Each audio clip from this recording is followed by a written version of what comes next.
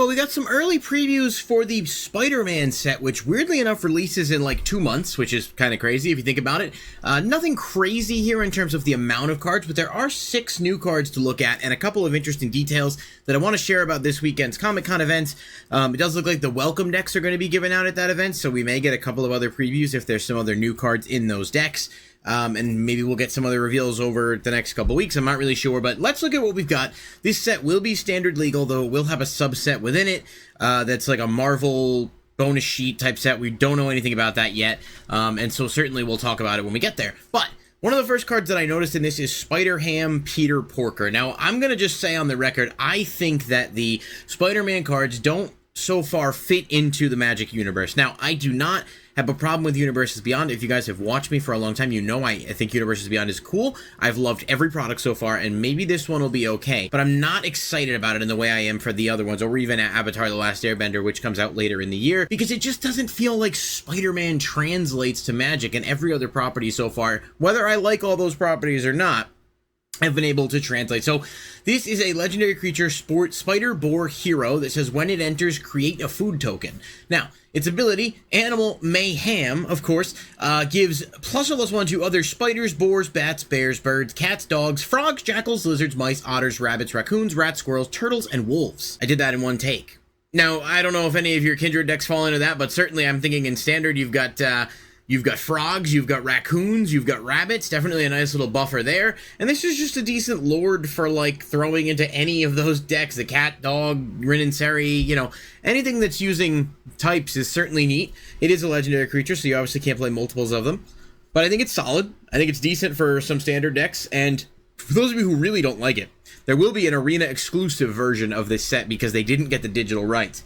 So the card effect itself will still exist online on Arena. So just some food for thought there on that. But I like the card for what it is. Now, we've got SpiderMan Noir. This is not a rare or mythic, which is interesting, but I like the artwork on it. Just still doesn't really feel super magic-y, although this artwork feels more magic-y than some. So it's 4 and a black legendary creature, spider human hero with menace. Whenever a creature you control attacks alone, put a +1/+1 counter on it, then surveil X, where X is the number of counters on it. It's not a terrible effect, and obviously it having menace itself and then can give itself counters and you can surveil, but it does cost 5 to bring out, which is obviously not ideal. One of the things I'm thinking about kind of as I look at these cards is like a lot of them are spiders, which means decks that play around spiders or commanders that are spider focused may actually get some real benefit from this, like cards like Arachnogenesis and stuff, depending on how good some of the other spiders are in this set. But this is neat enough. It's an uncommon. It seems like it'd be maybe a decent draft card. I don't know.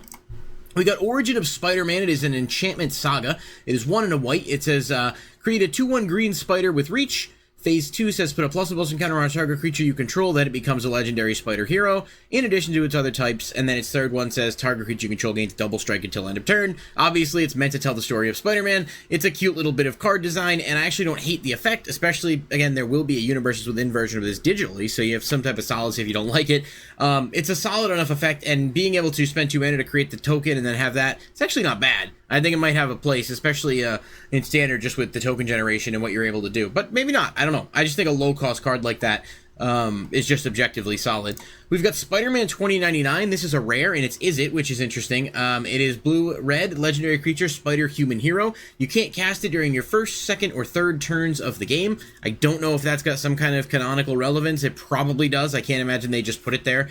Double strike and vigilance, and at the beginning of your end step, if you've played a land or cast a spell from anywhere other than your hand, this deals damage equal to its power to any target. Very, very strong card.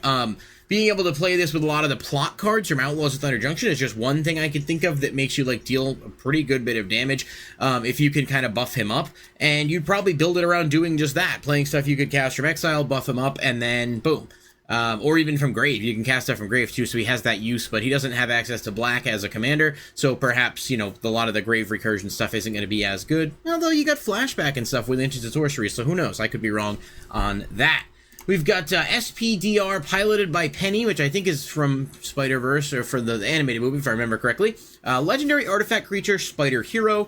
It is a 3 blue-white, and it has Vigilance. When it enters, you put a +1/+1 counter on target creature. It says whenever a modified creature you control deals combat damage to a player, draw a card. It's alright. It's definitely not anything crazy. It does cost a little bit, but it's certainly decent because you can draw multiple times off of multiple modified triggers, and I think that's decent. But we'll see whether or not it ends up having any play, or if there's another version of this character, maybe, I don't know, in the set, because there could be dupes and, you know, some rares, some uncommons, like we see in, I think Final Fantasy had a few like that as well, or at least different rarities, so. And then finally, we've got Peter Parker, which just, I gotta be honest with you, I don't love the art on this. I know it's cool art, I'm not saying it's not, but it is not my cup of tea. I get people are gonna like it, and I have to say, I think the backside being a comic cover variant is super cool. I've talked about this in the past, saying this is something they should do, but this solid color, well, this is the regular art, it took forever to load when I clicked on it. This solid color background thing, it is just not doing it for me. It looks like a Dr. Seuss novel background here, and I am not here for it. But the card itself, interesting enough. So it's 1 and a white. Whenever it enters, create a 2/1 green spider creature token with reach, and then you can pay 1 green, white, blue to transform it, activate only as a sorcery, which of course turns it into Amazing Spider-Man.